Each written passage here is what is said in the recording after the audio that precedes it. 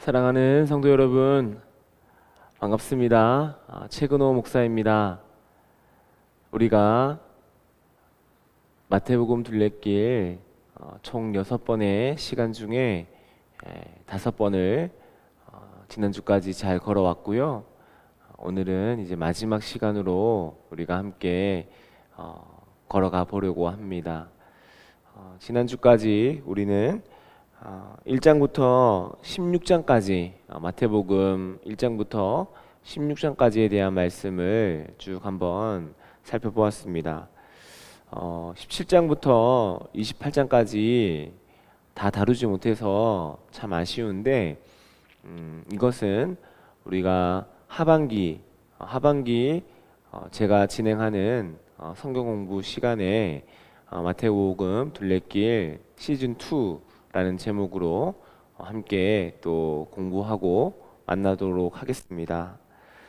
그래서 오늘은요, 이 마태복음 1장부터 16장까지의 이야기 중에서 우리가 좀 궁금해하는 것들, 여러분들 질문도 많이 주셨는데 그런 것들과 함께 좀 녹여낼 수 있는 그러한 질문을 답하는 식으로 오늘 강의를 좀 진행해 보려고 합니다. 그래서 그렇게 오늘 강의가 진행된다는 것을 기억해 주시고 한번 시작을 해 보도록 하겠습니다. 네, 우리 함께 기도하고 시작하도록 하겠습니다. 하나님, 이 시간 우리가 온라인 성경 공부 마태복음 둘레길 마지막 시간으로 만났습니다. 오늘은 그동안에 함께 공부하면서 그동안 궁금했던 것들 함께 질문하며 또 답하며 함께 시간을 보내고자 합니다. 하나님께서 우리가 흩어져 있고 한자리에 있지 않지만 성령께서 이 온라인 성경 공부를 할 때마다 우리가 주 안에서 하나 되게 하시고 한 몸과 한 마음 되게 하셔서 듣는 사람에게나 전하는 사람에게나 하나님의 크신 사랑이 충만하도록 하나님께서 도우시고 함께하여 주옵소서. 오늘의 모든 시간도 주님께 의탁드리오며 예수님의 이름으로 기도하옵나이다. 아멘. 네, 첫 번째로 우리 교재에도 나와 있는 질문이기도 한데요. 많은 분들이 유대인들의 금식 전통에 대해서 좀 궁금하다고 말씀을 해주셨습니다. 여러분, 금식은 인간의 가장 큰 욕망 중에 하나인 먹고자 하는 욕망, 이것을 절제하는 것이죠. 생존의 욕망이라고 해도 과언이 아닐 것입니다. 그래서 마태복음 4장에서는 굶주린 예수님께 사탄이 와서 이야기합니다. 유혹합니다. 이 돌을 떡덩이가 되게 하라, 이렇게 유혹하죠. 이 유혹은 어떤 생존의 욕망을 부추기는 것, 인간 누구에게나 찾아올 수 있는 욕망이라고 할 수 있습니다. 근데 예수님께서는 어떻게 대답하십니까? 예수님께서는 사람이 떡으로만 살 것이 아니라 하나님의 말씀으로 살아가야 함을 이야기하십니다. 곧 이것은 우리의 삶이 떡으로 보존되는 육체적 생명 이외에 하나님의 말씀으로 살아갈 수 있는, 하나님의 말씀이 있어야만 살아갈 수 있는 영적인 생명이, 영의 생명이 우리 안에 존재한다, 이것을 깨닫게 해주는 말씀이기도 하고, 그리고 이 영적인 생명, 영의 생명, 좀 더 쉬운 말로 표현하면은 믿음, 우리의 신앙, 이것을 위하여서 스스로 이 음식물 섭취를 차단함으로써 생존에 대한 어떤 욕망들, 욕구들, 이런 것들을 극복해가는, 이것이 금식의 영적인 순기능, 또 영적인 훈련이라고 할 수 있겠습니다. 근데 성경으로 돌아와 본다면 구약 성경에서 금식의 동기는 죄의 속죄입니다.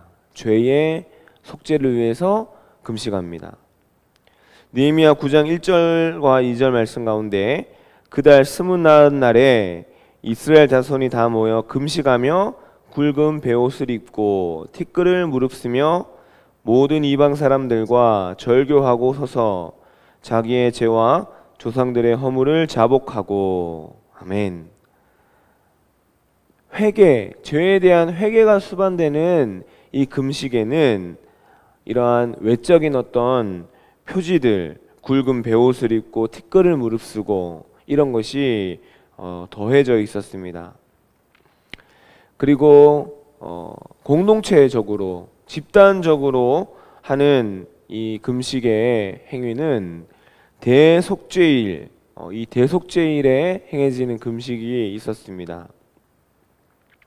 레위기 16장 29절 말씀에 너희는 영원히 이 규례를 지킬지니라. 일곱째 달 곧 그 달 10일에 너희는 스스로 괴롭게 하고 아무 일도 하지 말되 본토인이든지 너희 중에 거류하는 거류민이든지 그리하라. 아멘. 그리고 국가적으로 금식일을 정하기도 합니다. 예레미야 36장 6절 말씀에 너는 들어가서 내가 말한 대로 두루마리에 기록한 여호와의 말씀을 금식일에 여호와의 성전에 있는 백성에게 낭독하고. 그리고 요엘 1장 14절에서는 너희는 금식일을 정하고 성회를 선포하여 이렇게 말합니다. 요나서에서도 이 니느웨 성읍의 백성이 금식합니다. 요나서 3장 1절부터 10절까지 우리 한번 시간 내서 꼭 한번 읽어보시고, 이 금식은 하나님 앞에서 나를 발견하고 하나님 앞에서 내가 회개하는 그러한 상징, 그것으로 이 니느웨 백성들의 회개를 이야기하고 있습니다. 그리고 유대인들은 이 죽은 자에 대한 애도의 표시로 금식을 하기도 합니다. 사무엘하 1장 12절 말씀에 사울과 그의 아들 요나단과 여호와의 백성과 이스라엘 족속이 칼의 죽음으로 말미암아 저녁 때까지 슬퍼하며 울며 금식하니라. 죽은 자에 대한 애도의 표현으로 금식하기도 하는 것입니다. 그런데 이 산상수훈에서 신약으로 돌아오면 예수님께서는 우리들에게 요청하는 금식의 모습이 있었습니다. 종교적인 위선자가 자신의 신앙이나 경건성을 과시하기 위하여서 형식적으로 금욕하고 고통스러운 고행을 하는 것, 이것을 예수님께서 요청하지 않으셨습니다. 이것이 아니라 어떤 금식을 요청하셨습니까? 하나님을 향한 우리 인간의 전향, 곧 변화, 하나님께 방향을 돌리는 것, 이것을 원했던 것입니다. 참된 나를 발견하기 위해서 나를 부정하는 것, 나의 욕망을 부정하는 것, 이것이기 때문에 이 금식은 기쁨의 행위가 되어야 된다, 이렇게 말씀하는 것입니다. 그래서 예수님께서는 금식할 때 어떻게 하라고 얘기하시냐면 평상시처럼 얼굴을 씻고 얼굴에 기름을 바르라고 권고하시는 거예요. 나 금식하고 있다고 얼굴 초췌하고 수염 깎지 않고 수척해진 모습을 보이는 것이 참된 금식의 모습이 아니라 도리어 이 금식은 참된 나를 발견하는 것이기 때문에 기쁨으로 약해진 나의 육체, 배고픔으로 인하여 좀 수척해진 이런 모습을 드러내지 않기 위하여서 얼굴에 기름을 바르고 평상시처럼 그렇게 하라는 것이 예수님의 뜻인 것입니다. 그리고 초대 기독교 공동체에서는 유대교의 금식일인 월요일과 목요일, 월요일과 목요일이 금식일이었다고 합니다.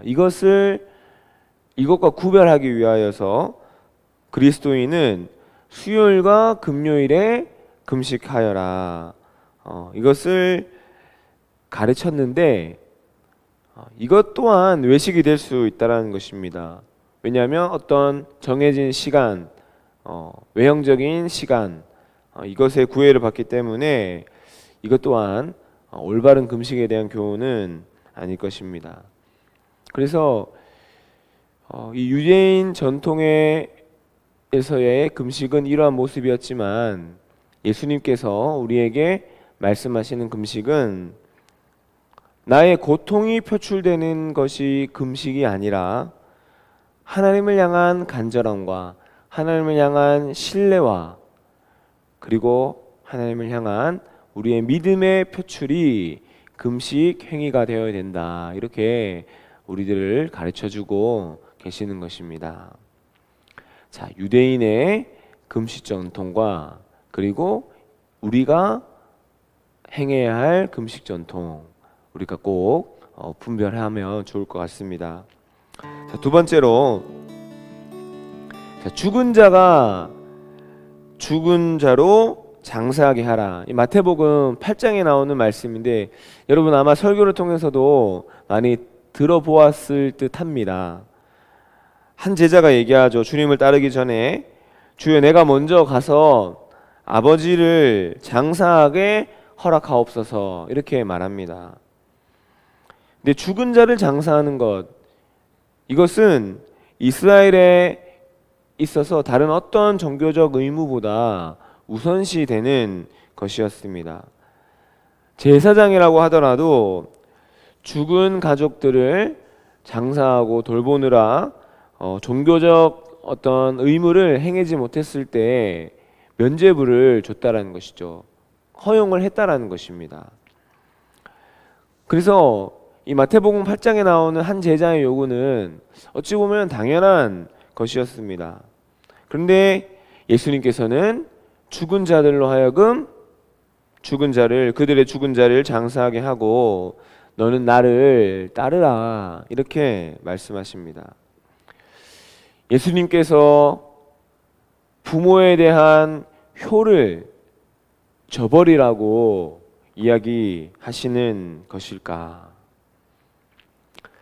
근데 여러분, 예수님도 보면요, 예수님께서도 장남으로 가족을 책임지셨고 그리고 어머니 마리아를 십자가상에서 요한에게 부탁하기도 했습니다.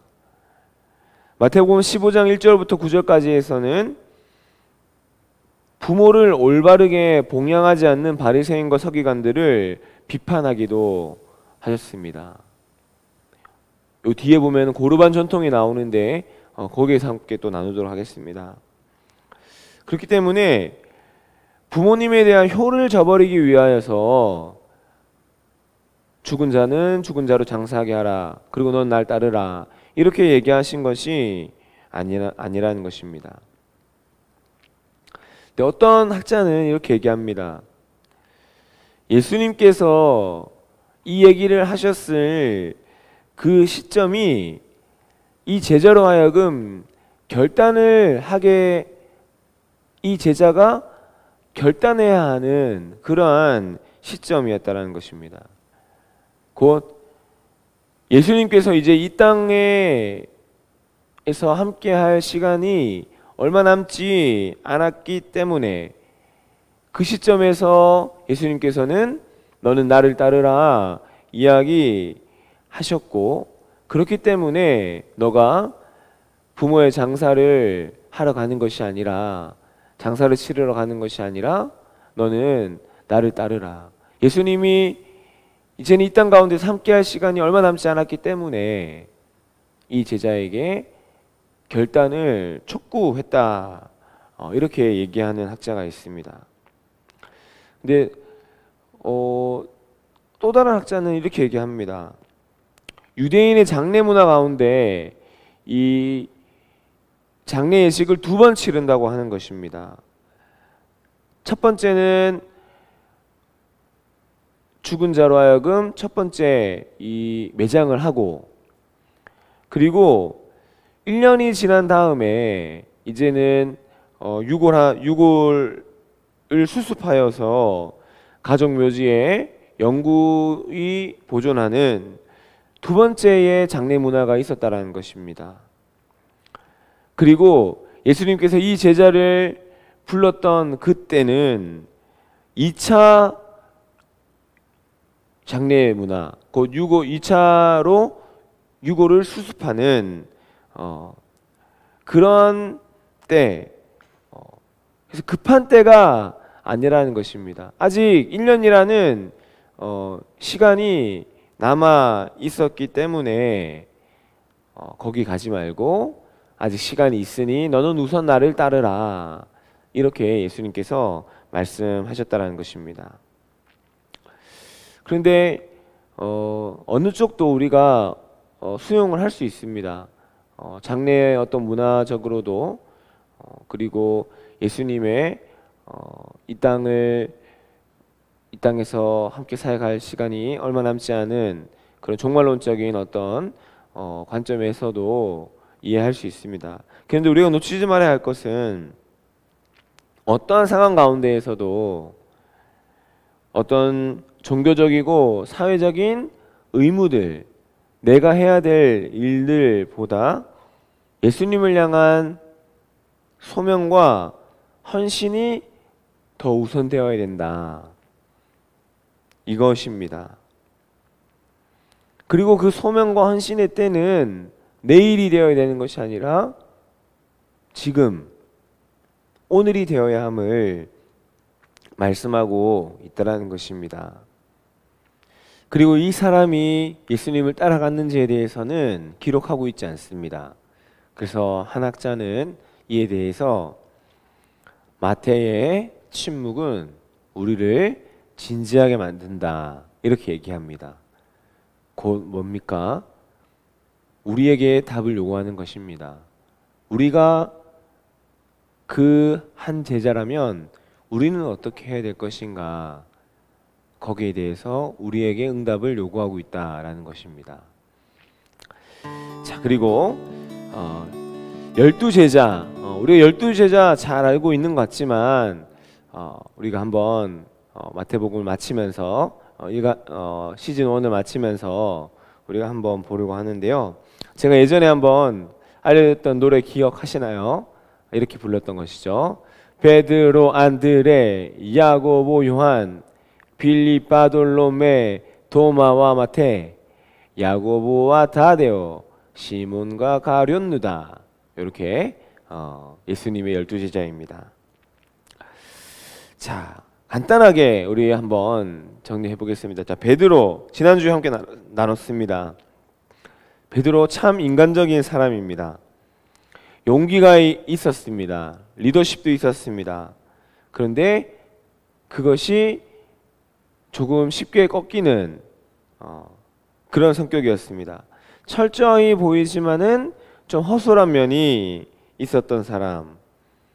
그런데 예수님을 부인했지만, 3번이나 부인했지만은 그 이후로는 점점점 신뢰할 만한 예수님의 증인으로 변화되어 갔다라는 것이죠.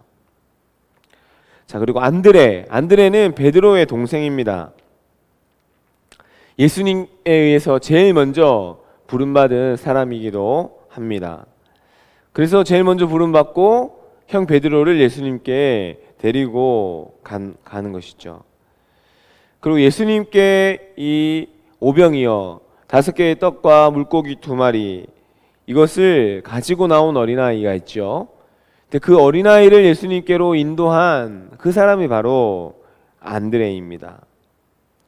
이 안드레는 하나님의 인도하심에는 아주 민감했지만 이 베드로라는 이 형의 이 그늘에 가려져서 잘 보이지 않았던 사람이기도 하고, 이 안드레가 소아시아 지역과 그리고 그리스 지역을 선교했다고 합니다. 그리고 복음을 전하다가 십자가형을 받게 되는데 본인이 예수님과 똑같이 십자가형을 받을 수 없다라고 해서 십자가를 이렇게 하는 것이 아니라 약간 돌려서 X자 십자가형으로 순교당했다라는 기록이 있습니다. 자, 그리고 야고보입니다. 자, 야고보는 세베대의 아들 야고보가 있고 그리고 알페오의 아들 야고보가 있습니다. 두 사람을 구분하기 위하여서 세베대의 아들 야고보를 큰 야고보, 그리고 알페오의 아들 야고보를 작은 야고보, 이렇게 구분하기도 합니다. 자, 그리고 이 야고보, 세베대의 아들 이 야고보는 마가복음 3장 17절에 보게 되면 이 둘에게는 보아너게 곧 우레의 아들이라는 이름을 더하셨으며, 보아너게 곧 천둥의 아들입니다. 우레의 아들, 이 별명이 있었습니다.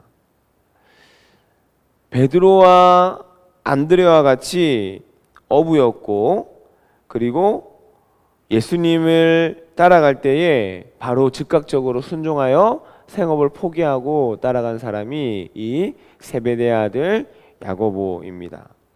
그리고 사도행전 12장 2절 말씀에 보게 되면은 요한의 형제 야고보를 칼로 죽이니 이렇게 하거든요.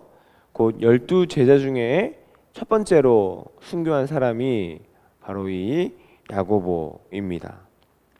자, 그리고 네 번째로 야고보의 형제 요한입니다.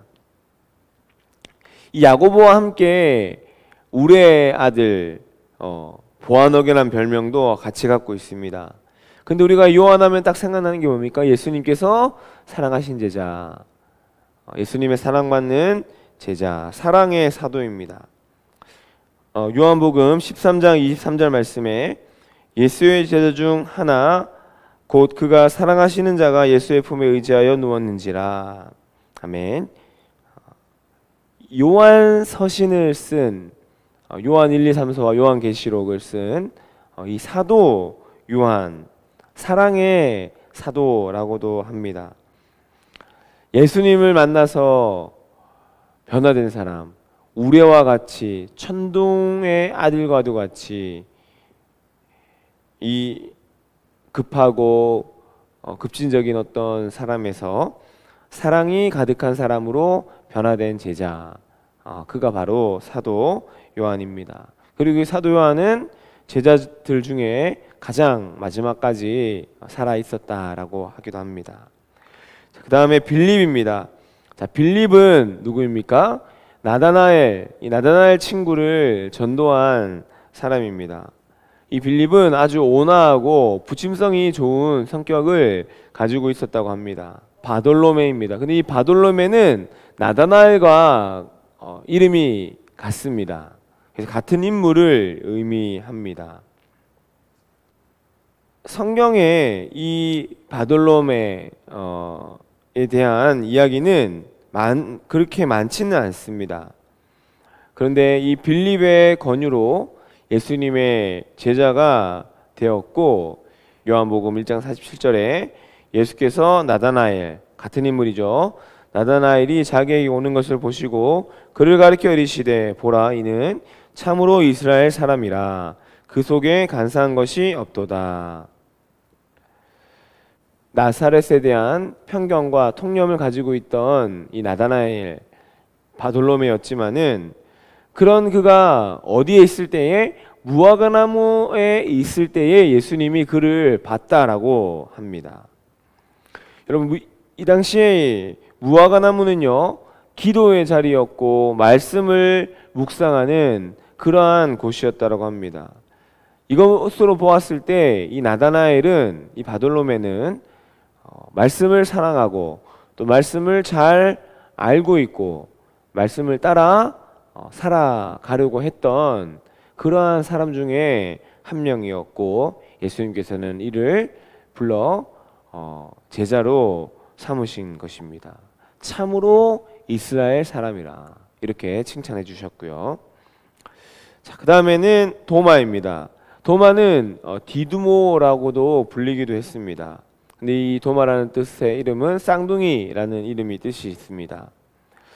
십자가의 사랑을 이루시고 예수님이 부활하셔서 제자들을 찾아왔을 때 그때 한 명이 없었죠. 도마가 그 자리에 없었습니다. 그리고 도마는 이렇게 얘기합니다. 제자들이 예수님이 다시 살아나셔서 부활하셨다 전했지만은 그는 이렇게 얘기하죠.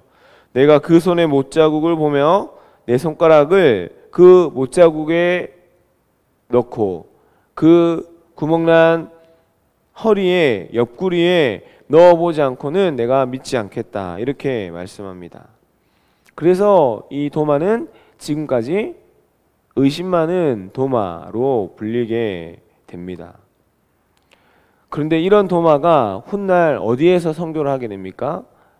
인도에서 선교를 하게 됩니다. 그래서 인도에 가면은 도마 성지라고 있습니다. 저도 인도 단기 선교 우리 청년들과 함께 다녀올 때 그 도마 성지를 다녀온 적이 있는데 그 성지에 가니까 이 의심 많은 도마가 돌이켜 선교의 자리에 선교의 사명을 감당한 그 어떤 회심의 마음과 선교의 어떤 열정들, 이런 것들을 그 도마 성지에서 좀 많이 느낄 수가 있었습니다. 여러분도 꼭 인도에 한번 가시게 될 일이 있으시면 이 도마 성지 한번 다녀와 보시기 바랍니다. 자, 그리고 마태입니다. 마태는 우리가 함께 공부한 이 마태복음의 저자이고 세리로서 매국노와 같은 삶을 살아갔지만은 예수님이 그를 불렀을 때 그는 즉각 순종하여 예수님을 따랐던 제자였습니다. 그리고 알페오의 아들이었고 이 야고보, 아까 세베대 아들 야고보가 있었는데 이 야고보, 알페오의 아들 야고보의 형제가 바로 이 마태였습니다. 자, 그리고 이 마태는 유대교 공동체가 그들의 정체성을 더욱더 확고해 갈 때 이 마태복음을 저술하면서 기독교 공동체를 견고하게 세워갔고, 그리고 이를 통하여서 유대인들에게와 이방인들에게 모두 예수 그리스도의 복음을 전하고자 했던 사람이었습니다. 자, 그리고 이 알페오의 아들 야고보, 이 야고보는 아까도 말씀드렸지만은 작은 야고보라는 별명이 있었습니다. 좀 늦게 부름을 받았기 때문에 작은 야고보라 하기도 하고, 그리고 나이가 좀 연소하기 때문에 어리기 때문에 야고보라고도 합니다. 근데 이 작은 야고보에 대해서 알려진 바는 그렇게 많지 않습니다. 천주교에서는 이 예수님의 동생 야고보와 동일한 인물이다, 이렇게 이야기하기도 합니다.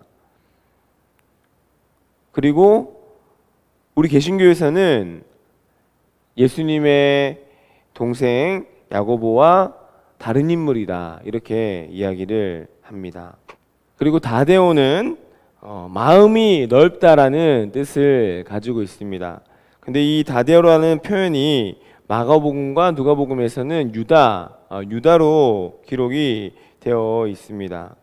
그리고 이 다데오에 대한 어떤 사건이나 이야기들은 거의 기록이 되어 있지 않습니다. 자, 시몬은 바리새파 열심당의 일원이었습니다. 그래서 로마의 압제로부터 이 유대인들을 해방시키고자 외쳤던 그 사람이 바로 이 시몬입니다. 그리고 마지막 가룟유다는 은전 30냥에 예수님을 팔아넘긴 사람이고 돈과 권력에 좀 약했던 인물이었습니다. 그리고 유다는 예수님을 팔았다라는 양심의 가책을 못 이겨서 스스로 목숨을 다하게 되는 것입니다. 여러분, 12제자 짧게 살펴봤지만은 우리와 같은 사람 아니었겠어요? 우리와 성정이 비슷한 사람들이었습니다. 곧 예수님의 제자는 어떤 부류라는 어떤 기준이 정해져 있는 것이 아니라 모든 사람, 모든 부류가 예수님의 제자로 부름받을 수 있는 사람들이었습니다. 세리도 제자였고 열심당원 이들도 제자였습니다. 이들이 동고동락 하는 것입니다.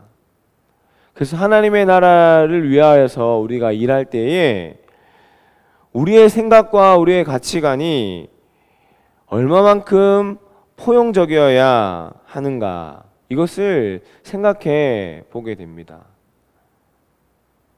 전혀 다른 사람이, 나와 전혀 맞지 않는 사람이 예수님의 제자라는 것입니다. 그래서 우리가 신앙생활 하면서도 예수님의 제자의 어떤 폭을 우리가 좁히려 해서는 안 됩니다.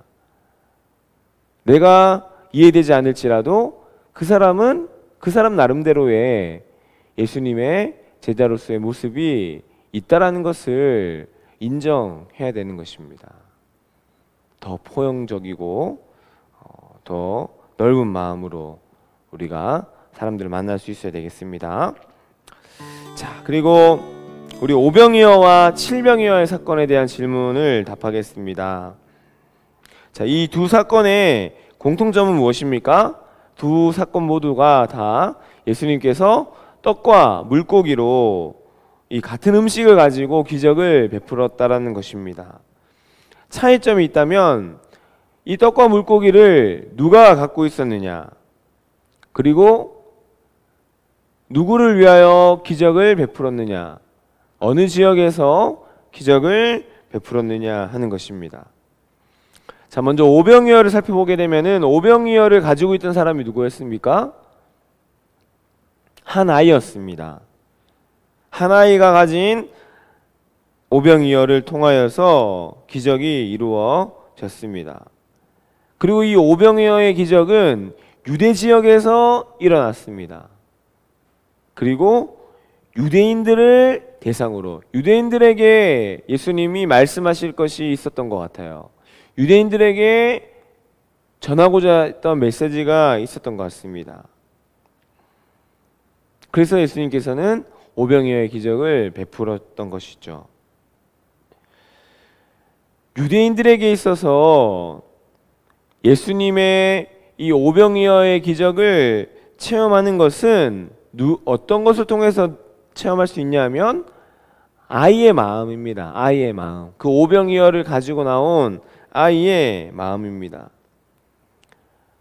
유대인의 선민의식, 유대인의 율법주의, 이거 가지고는 기적을 맛볼 수가 없었던 것입니다. 그러니까 예수님은 이 오병이어를 통하여서 유대인들에게 너희가 어린아이와도 같은 마음을 가져야 한다. 마태복음 18장 3절 말씀에 이르시되 진실로 너희에게 이르노니 너희가 돌이켜 어린아이들과 같이 되지 아니하면 결단코 천국에 들어가지 못하리라. 아멘. 유대인에게 말씀하고 있는 것입니다. 선민의식도 아니고 율법주의도 아닌 이 어린아이와도 같은 마음과 믿음을 가지는 자가 오병이어의 축복을 받게 되고 오병이어의 기적을 경험하게 되고 하나님의 나라를 살아가게 되는 그 길이다라는 것을 말씀하고 있습니다. 그리고 이 칠병이어의 사건은 이방 지역에서 일어났습니다. 마태복음 15장 21절부터 보면은 가나안 여인이 나옵니다. 가나안 여인의 믿음에 대한 이야기가 나옵니다. 근데 예수님께서 이 가나안 여인을 만난 곳이 어디냐면 두로와 시돈 접경 지역이었다 합니다. 이방 땅이거든요. 그리고 칠병이어의 이 기적 역시 이 두로와 시돈을 지나쳐서 이 갈릴리 호수에 와서 이 칠병이어를 기적을 일으켰던 것입니다. 가나안 여인과 함께 나누었던 이 떡과 부스러기에 대한 이야기, 이 대화와 장정 4,000명을 먹이신, 장정만 4,000명이지 여인과 어린아이 포함 훨씬 더 많았겠죠. 이들을 먹이신 이 기적의 이야기를 통하여서 예수님께서는 이방인들을 하나님 나라 백성으로 포함시키고 있다는 것을 우리들에게 말씀하고 있는 것입니다. 오병이어가 유대인의 굳어진 마음을 깨트리고 어린아이와 같은 마음을 갖게 했던 표적이었다라고 한다면, 칠병이어는 이방인의 상처받고 억눌리고 고통받는 아픔을 어루만져 줌으로써 하나님 나라의 일원이 되게 해준 그러한 사건이 바로 이 칠병이어입니다. 그래서 오병이어와 칠병이어가 비슷한 어떤 사건이기도 하지만은 그 안에 담겨져 있는 목적과 방향은 조금 달랐다. 예수님이 오병이어를 일으킨 이유와 기적을 베푸신 이유와 칠병이어의 기적을 베푸신 이유는 조금 차이점이 있다라는 것 우리가 기억하시면 되겠습니다. 자, 그리고 고르반 전통, 우리가 말씀 읽으면서 이런 좀 낯선 단어가 나올 때가 있는데, 이 고르반 전통은 마태복음 15장 3절부터 6절까지의 말씀에서 예수님께서 이 바리새인들의 위선을 지적하시면서 10계명의 제5계명, 여러분 뭡니까? 내 부모를 공경하라. 이 계명과 연관된 이 고르반 제도를 예수님께서 말씀하셨습니다. 자, 고르반은 하나님께 바쳐진 예물, 곧 성전 예물을 가르치는 아람어를 음역한 것입니다. 그런데 이 고르반은 어떤 사람이 내가 가진 재물을 하나님의 것으로 서원하여 드리겠습니다. 곧 이 재물이 하나님을 위한 재물입니다 라는 것을 서원하는 것, 그것이 이 고르반 그 제도란 전통이었다는 것입니다. 근데 이 서원을 하게 되면은 부모를 복양해야 되는 책임에서 면제가 되었습니다. 예컨대 부모님을 복양하는 데 사용하여야 할 재물이 있다 하더라도 이것을 고르반으로 성전에 드리게 되면은 내가 부모를 복양하지 않아도 되었다라는 것입니다. 그런데 이 고르반 제도가 악용되는 게 뭐냐 하면은 돈을 지불하고 그 서운한 것을 물릴 수가 있었어요. 취소할 수가 있었습니다. 그래서 악용한다면 이렇게 악용하는 것이죠. 부모님을 복양해야 되는데, 내가 가진 재물로 부모님을 복양해야 되는데 그게 싫은 겁니다. 그러면은 이 내가 가진 재물을 고르반으로 바치는 것입니다. 그런데 그러면 부모님을 복양해야 되는 책임이 없으니까. 근데 만약에 부모님이 돌아가셨어요. 그러면은 돈을 주고 이 고르반을 취소하는 겁니다. 이 서원을 취소하는 겁니다. 그러면은 성전에 바쳤던 재물이 다시 내 것이 되어서 부모를 복양할 필요도 없고 내가 사용할 수 있는 재물이 된다라는 것이죠. 이것이 악용입니다. 입술로는 경건한 척 하지만 마음은 욕망으로 가득 차 있는 것. 여러분, 이것이 위선이거든요. 근데 하나님은 마음의 중심을 보시는 분이에요. 하나님은 우리 마음의 중심을 아십니다. 그리고 그것을 보십니다. 우리 신앙생활도 이 고르반 정통처럼 필요할 때는 하나님 앞에 경건한 척 했다가 또 세상에 필요할 때에는 내가 다시 세상적인 모습으로 취소하고 돌아오고, 이런 모습이 우리에게는 없는지. 많은 사람들하고 같이 있을 때에는 내가 경건한 사람이 되었다가 나 혼자 있을 때에는 경건과는 거리가 먼 그런 사람이 되고 있진 않은지 우리도 한번 되돌아보면 좋을 것 같습니다. 자, 그리고 마지막으로 요나의 표적과 예수님의 사역과 어떤 관계가 있습니까? 이렇게 질문을 하셨는데요.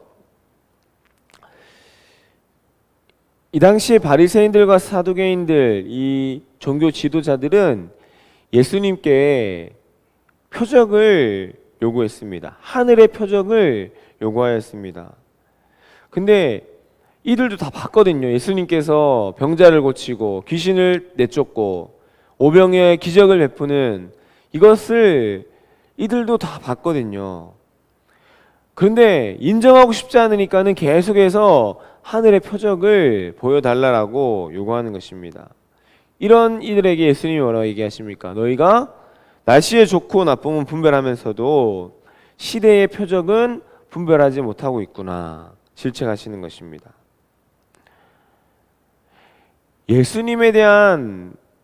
예수님께 표적은 날마다 구하면서 하나님 나라에 대한 내 마음은 열지 않는 거예요.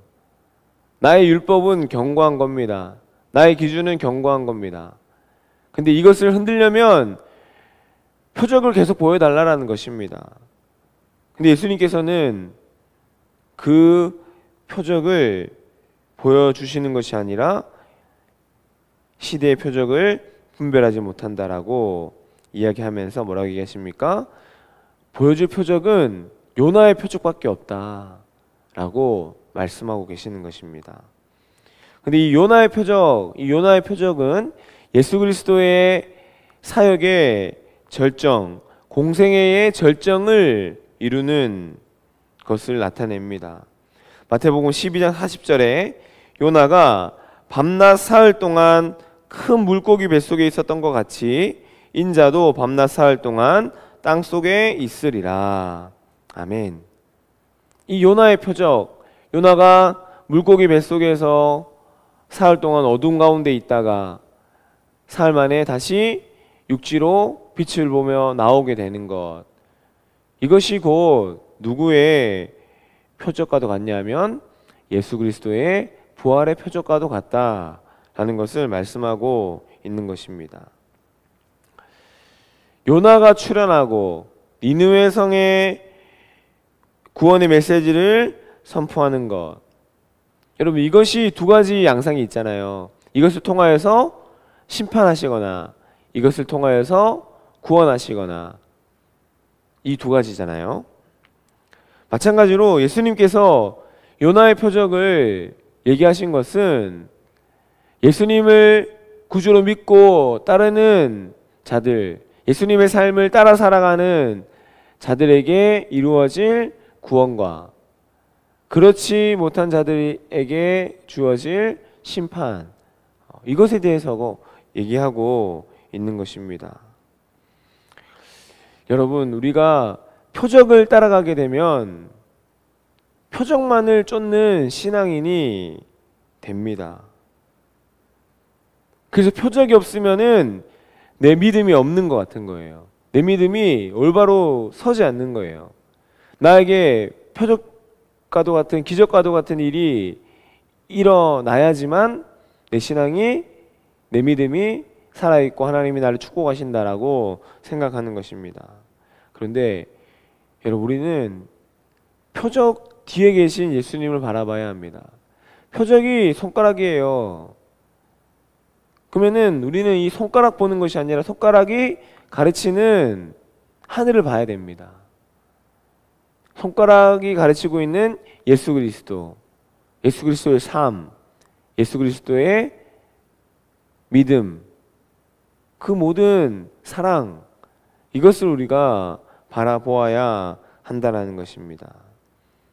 우리 신앙생활은 표적을 쫓는 신앙생활이 아니라, 기적을 쫓는 신앙생활이 아니라 그 뒤에 서 계시는 예수님을 바라보는 그러한 신앙생활이 되어야 한다는 것입니다. 네, 여러분, 제가 오늘 이 6가지 질문에 대한 것을 중심으로 오늘 마지막 최 목사님 궁금해요, 이것을 한번 준비해 봤습니다. 네, 이렇게 오늘 6가지 질문에 대한 답을 하는 형식으로 했습니다. 그래서 좀 강의식으로라기보다는 그냥 질문하고 답하는 조금은 편안한 마음으로 저도 준비를 했던 것 같습니다. 6주 동안 우리가 마태복음 둘레길을 함께 걸어왔습니다. 어떠셨는지 모르겠습니다. 사실 더 많은 것들을 깊게 나누고 싶은 마음도 많았는데 그러기에는 이 6주의 시간이 조금 짧았기 때문에 우선 반으로 나눠서 1장부터 16장까지만 우리가 함께 좀 나누어서 또 거기 안에서 살피지 못한 것들을 오늘 좀 나누어 봤습니다.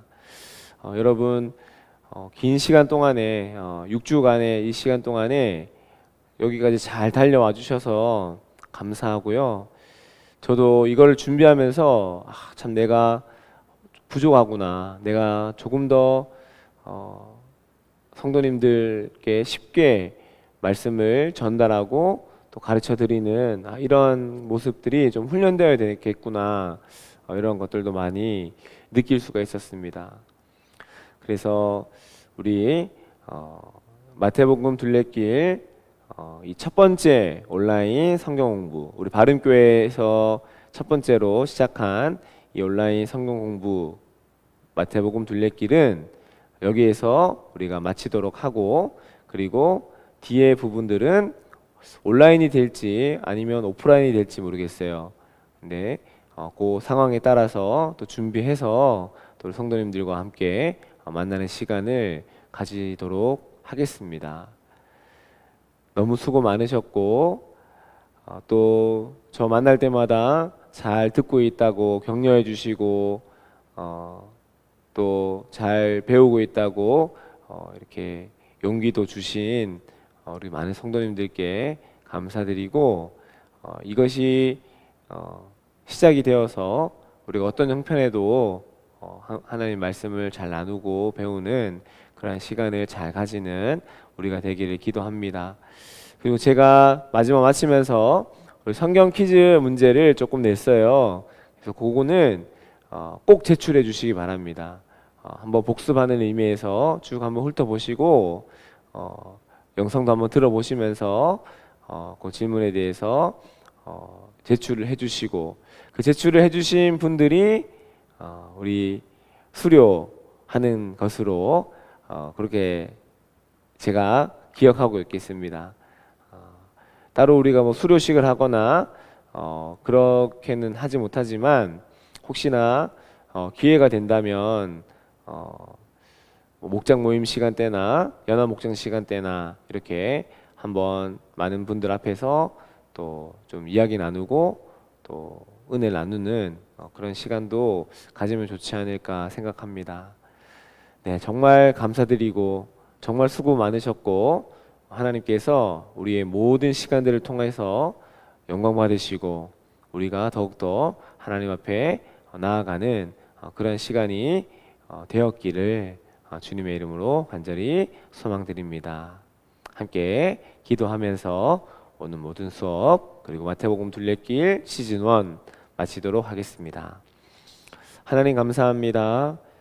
6주간의 시간을 우리에게 주셔서 마태복음 둘레길 함께 걸어갈 수 있도록 많은 시간들을 내고, 또 고단하고 힘든 육체의 상황 가운데에서도 말씀을 듣고 배우며 함께 할 수 있도록 은혜 주시니 참으로 감사합니다. 하나님이 6주간의 시간이 씨앗이 되게 하여 주시옵소서. 생명의 씨앗이 되어서 뿌려지게 하시고 우리 모두가 여호와의 집에 심긴 백향목과 종려나무처럼 하나님의 뜰에 심겼으니 씨앗되어 뿌려졌으니 아름답게 강건하게 쇠하지 않게 성장하고 자라나가는 우리 사랑하는 주님의 백성들의 삶과 신앙이 될 수 있도록 주님 인도하여 주옵소서. 수고하고 애쓰신 모든 분들께 하늘의 은혜와 소망과 축복이 가득하도록 우리 하나님 은혜를 더하여 주시옵소서.